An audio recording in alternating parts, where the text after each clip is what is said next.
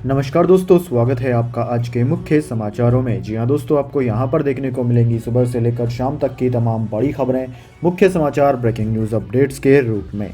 तो दोस्तों, आप सभी लोगों से रिक्वेस्ट है इस वीडियो को ज़्यादा से ज़्यादा लाइक और शेयर करें। तो दोस्तों, सीधे चलते हैं आज की पहली बड़ी खबर की ओर। यूक्रेन के राष्ट्रपति भवन से जेलेंस्की ने दुश्मनों को ललकारा, बोले कीव में ही हूं, किसी से नहीं डरता। जी हां दोस्तों, रूस से जारी युद्ध के बीच यूक्रेन के राष्ट्रपति वोलोडिमिर जेलेंस्की ने दुश्मनों को ललकारा है। उन्होंने यूक्रेन के राष्ट्रपति भवन से दुश्मन सेना को खुली चेतावनी दी है। उन्होंने कहा है कि वे अपने देश के लिए तब तक लड़ाई लड़ते रहेंगे जब तक कि जीत नहीं मिल जाती। उन्होंने यूक्रेन के राष्ट्रपति भवन से खुद वीडियो बनाकर बयान जारी किया। दोस्तों, आपकी जानकारी के लिए बता दें, जेलेंस्की के पोलैंड भाग जाने की अफवाहों ने जोर पकड़ लिया था। अब इस वीडियो को जारी कर जेलेंस्की ने खुद इन अफवाहों को खारिज कर दिया है। उन्होंने कीव में स्थित राष्ट्रपति भवन में टहलते हुए यह वीडियो बनाया है। जेलेंस्की ने वीडियो पोस्ट कर कहा कि मैं राजधानी कीव में ही हूं और किसी से नहीं डरता हूं। मैं किसी बंकर में नहीं छिपा हूं और तब तक कीव में मौजूद रहूंगा जब तक कि देशभक्ति से भरे इस युद्ध को जीतने के लिए यह जरूरी होगा। इस वीडियो से स्पष्ट हो गया है कि जेलेंस्की ने राष्ट्रपति भवन से अपना वीडियो जारी कर रूस और अपनी जनता को संदेश दिया है कि वे जंग से दूर नहीं जाएंगे और कीव में बने रहेंगे। इसके बाद दोस्तों, अगली बड़ी खबर। सुमी में फंसे सभी भारतीय छात्रों को सुरक्षित निकाला गया, विदेश मंत्रालय ने दी जानकारी। जी हां दोस्तों, विदेश मंत्रालय ने जानकारी दी है कि युद्धग्रस्त यूक्रेन के सुमी शहर में फंसे सभी भारतीय छात्रों को वहां से सुरक्षित निकाल लिया गया है। मंत्रालय ने जानकारी दी है कि सभी छात्र वर्तमान में पोल्टावा के रास्ते में हैं, जहां से वे पश्चिम यूक्रेन के लिए ट्रेनों में सवार हो जाएंगे। विदेश मंत्रालय के प्रवक्ता अरिंदम बागची के मुताबिक छात्रों को घर पहुंचाने के लिए ऑपरेशन गंगा के तहत उड़ानें तैयार की जा रही है। बागची ने भारतीय छात्रों का एक वीडियो भी ट्विटर पर शेयर किया। वहीं केंद्रीय मंत्री हरदीप सिंह पुरी ने बताया कि सुमी में फंसे 694 भारतीय छात्र मंगलवार को पोल्टावा के लिए बसों से रवाना हो गए। उन्होंने कहा कि बीती रात मैंने नियंत्रण कक्ष से पता किया था, 694 छात्र सुमी में थे। आज वे पोल्टावा के लिए बसों से रवाना हो गए। इसके बाद दोस्तों, अगली बड़ी खबर।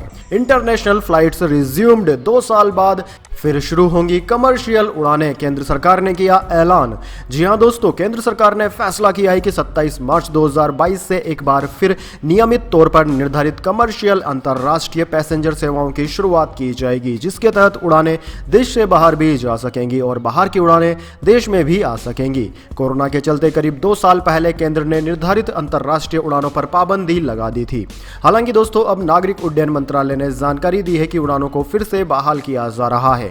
केंद्र ने अपने इस फैसले में हालांकि यह भी कहा है कि अंतर्राष्ट्रीय उड़ानों के दौरान स्वास्थ्य मंत्रालय के गाइडलाइंस का सख्ती से पालन किया जाएगा। नागरिक उड्डयन मंत्री ज्योतिरादित्य सिंधिया ने ट्वीट किया कि हितधारकों से विचार विमर्श के बाद और कोरोना के मामलों में कमी को देखते हुए हमने अंतर्राष्ट्रीय यात्रा 27 मार्च से फिर से शुरू करने का फैसला किया है। इसके बाद एयर बबल की व्यवस्था भी खत्म हो जाएगी। मुझे उम्मीद है कि इस कदम से ये सेक्टर नई ऊंचाइयों तक पहुंचेगा। दोस्तों, आपकी जानकारी के लिए बता दें, कोरोना वायरस को फैलने से रोकने के मकसद से 23 मार्च 2020 को नागरिक उड्डयन मंत्रालय ने निर्धारित कमर्शियल अंतर्राष्ट्रीय उड़ानों पर रोक लगा दी थी। इससे पहले 28 फरवरी को डीजीसीए ने कमर्शियल अंतर्राष्ट्रीय उड़ानों पर अगले आदेश तक रोक लगाई थी।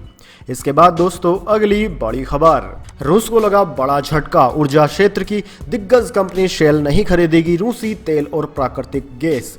जी हां दोस्तों, यूक्रेन पर आक्रमण करने के बाद से रूस दुनिया भर के प्रतिबंध झेल रहा है। जहां कई देशों ने उस पर आर्थिक और राजनीतिक प्रतिबंध लगाए हैं, वहीं दुनिया की बड़ी कंपनियों ने भी रूस के खिलाफ कदम उठाए हैं। अब एनर्जी सेक्टर की दिग्गज कंपनी शेल ने कहा है कि वह रूसी तेल और प्राकृतिक गैस खरीदना बंद कर देगी और रूस में सर्विस स्टेशन भी बंद कर देगी। दोस्तों, शेल रूसी तेल और गैस की सभी खरीद को चरणबद्ध तरीके से बंद करेगी। रूस के साथ अपने व्यापारिक संबंधों को लेकर अंतर्राष्ट्रीय विरोध झेल रही शेल ने कहा कि वह शॉर्ट टर्म मार्केट में कच्चे तेल के सौदों पर तत्काल रोक लगाएगी। कंपनी ने मंगलवार को एक बयान में कहा, हम इस बात से पूरी तरह वाकिफ हैं कि पिछले हफ्ते रूसी कच्चे तेल का कार्गो खरीदने का हमारा फैसला गलत था। यूक्रेन के आक्रमण के बाद से बड़ी संख्या में कंपनियों ने रूस में प्रतिबंधों की घोषणा की, जिसमें एनर्जी सेक्टर की BP PLC और एक्सास मोरबिल कॉर्प जैसी बड़ी कंपनियां शामिल हैं। दोस्तों, आपकी जानकारी के लिए बता दें, कुछ दिन पहले ही यूक्रेन के विदेश मंत्री ने रूस से तेल की खरीद जारी रखने के लिए शेल की आलोचना की थी। इसके बाद दोस्तों अगली बड़ी खबर, अखिलेश यादव का दावा, वाराणसी में पकड़ी गई ईवीएम, नतीजों से पहले चोरी की साजिश। जी हां दोस्तों, समाजवादी पार्टी के मुखिया और उत्तर प्रदेश के पूर्व सीएम अखिलेश यादव ने मंगलवार को एक प्रेस कॉन्फ्रेंस की और बीजेपी पर बड़े आरोप लगाए। उन्होंने दावा किया कि सीएम के सबसे बड़े अधिकारी प्रमुख सचिव का जगह जगह फोन जा रहा है कि जहां बीजेपी हारे वहां काउंटिंग स्लो कीजिए। इसके साथ ही उन्होंने कहा कि आज बनारस में ईवीएम ले जाई जा रही थी, एक ट्रक पकड़ा गया, 2 ट्रक लेकर भाग गए। अखिलेश यादव ने कहा कि अगर सरकार वोट की चोरी नहीं कर रही थी तो बताइए कि एक गाड़ी रोक ली, पकड़ी गई, 2 गाड़ियां क्यों भागी? अगर कोई चोरी नहीं थी तो प्रशासन ने सुरक्षा का इंतजाम क्यों नहीं किया? इतनी फोर्सें, अभी इलेक्शन की फोर्स गई नहीं है यूपी से, तो आखिरकार अधिकारी क्यों नहीं कर रहे थे सुरक्षा? क्या वजह है कि बिना सुरक्षा इंतजाम के ईवीएम जा रहे थे? इसके बाद दोस्तों अगली बड़ी खबर, अब बिना स्मार्टफोन और इंटरनेट के भी कर सकेंगे यूपीआई पेमेंट, आरबीआई ने लॉन्च की जबरदस्त सर्विस। जी हां दोस्तों, आपने बिल्कुल सही सुना। भारतीय रिजर्व बैंक यानी आरबीआई के गवर्नर शक्तिकांत दास ने मंगलवार को एक नई सेवा की शुरुआत की, जिसके जरिए 40 करोड़ से अधिक फीचर फोन या सामान्य मोबाइल फोन उपभोक्ता सुरक्षित तरीके से डिजिटल भुगतान कर सकेंगे। जिन लोगों के पास इंटरनेट कनेक्शन नहीं है वे यूपीआई 123 पे नाम से शुरू की गई इस सेवा के जरिए डिजिटल भुगतान कर सकते हैं और यह सेवा साधारण फोन पर काम करेगी। दोस्तों, शक्तिकांत दास ने कहा कि अब तक यूपीआई की सेवाएं मुख्य रूप से स्मार्टफोन पर ही उपलब्ध है, जिसके चलते समाज के निचले तबके के लोग इसका इस्तेमाल नहीं कर पाते हैं। उन्होंने कहा कि खासतौर से ग्रामीण क्षेत्रों में ऐसा है। उन्होंने कहा कि वित्त वर्ष 2021-22 में अब तक यूपीआई लेन देन 76 लाख करोड़ रुपए तक पहुंच गया है, जबकि पिछले वित्त वर्ष में यह आंकड़ा 41 लाख करोड़ रुपए था। यानी कि दोस्तों, अब यूपीआई पेमेंट करने के लिए जरूरी नहीं है कि आपके पास एक कैमरे वाला कलर टच स्मार्टफोन हो। अगर आपके पास पुराने जमाने में चलने वाले नोकिया के कीपैड वाले फोन भी हैं तो भी आप यूपीआई पे पैसे ट्रांसफर कर सकते हैं। है ना दोस्तों, कमाल की यह स्कीम आपको कैसी लगी? कमेंट बॉक्स में अपनी राय जरूर दें। जान लेते हैं अगली बड़ी खबर, कराची में मारा गया गांधार, प्लेन हाईजैक में शामिल आतंकी पहचान छिपाने के लिए बन गया था व्यापारी। जी हां दोस्तों, गांधार प्लेन हाईजैक में शामिल आतंकी जहूर मिस्त्री की पाकिस्तान के कराची में गोली मारकर हत्या कर दी गई। जहूर अपना नाम बदलकर कराची में व्यापारी बनकर रह रहा था। वह वर्ष 1999 में एयर इंडिया के विमान IC 814 के अपहरण में शामिल था। खुद कराची की अख्तर कॉलोनी के अंदर स्थित क्रिंसेंट फर्नीचर का मालिक था। जहूर की तरह पाकिस्तान में कई टॉप आतंकवादियों ने शरण ली हुई है। दोस्तों, न्यूज़ 18 के सूत्रों के हवाले से बताया कि मिस्त्री कई सालों से फर्जी पहचान के तहत कराची में रह रहा था। वह कराची की अख्तर कॉलोनी में फर्नीचर का काम कर रहा था। रिपोर्ट्स के मुताबिक कई आतंकवादियों ने उसकी अंतिम यात्रा में हिस्सा लिया। जियो टीवी ने इस खबर की पुष्टि की है।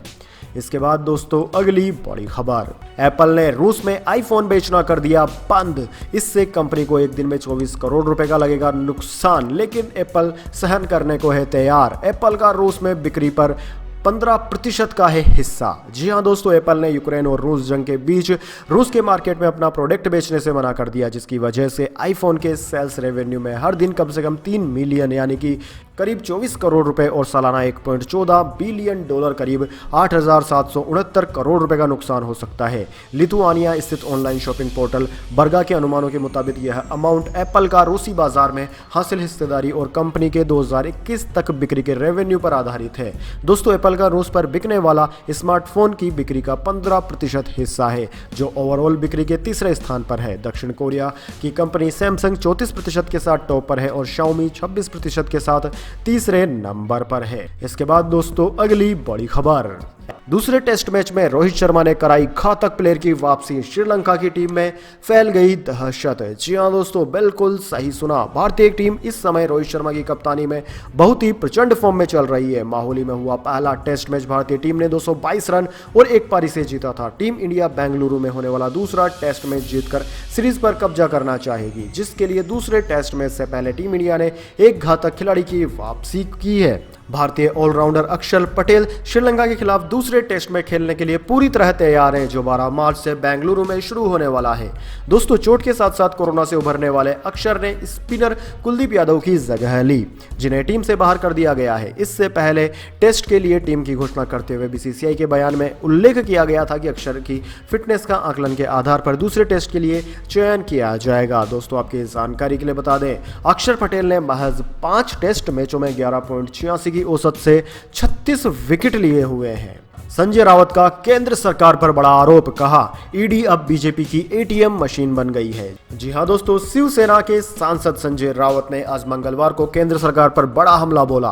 उन्होंने परिवर्तन निर्देशालय की कार्रवाई पर सवाल खड़े किए। उन्होंने सोमवार को ही ऐलान किया था कि वह आज मंगलवार को प्रेस कॉन्फ्रेंस कर केंद्र सरकार के कारनामों का खुलासा करेंगे। दोस्तों, आपकी जानकारी के लिए बता दें, प्रेस कॉन्फ्रेंस की शुरुआत में ही संजय रावत ने कहा कि महाविकास अघाड़ी सरकार के अब तक 14 लोगों और पश्चिम बंगाल के 7 लोगों के खिलाफ ईडी जांच कर रही है। ईडी के कुछ अधिकारी, इसमें से कुछ तो बीजेपी के टिकट पर चुनाव लड़ रहे हैं और उन्होंने उत्तर प्रदेश के तकरीबन 50 उम्मीदवारों का खर्चा भी उठाया है। इस बारे में हमने प्रधानमंत्री के साथ डिटेल में भी साझा बातचीत की है। ईडी एक्सटॉर्शन में जुटा हुआ है और करोड़ों की उगाही कर रहा है। इसकी विस्तृत जानकारी प्रधानमंत्री को दी है। उन्होंने कहा कि परिवर्तन निर्देशालय भाजपा की एटीएम मशीन बन चुका है। दोस्तों, संजय रावत ने कहा कि आज मुंबई में काफी हलचल है। कई जगहों पर शिवसेना नेताओं के ठिकानों पर इनकम टैक्स की रेड चल रही है। ऐसा लगता है कि बीएमसी के चुनाव होने तक इनकम टैक्स विभाग मुंबई के हर वार्ड में इसी तरह से रेड करता रहेगा। इसके बाद दोस्तों, अगली बड़ी खबर।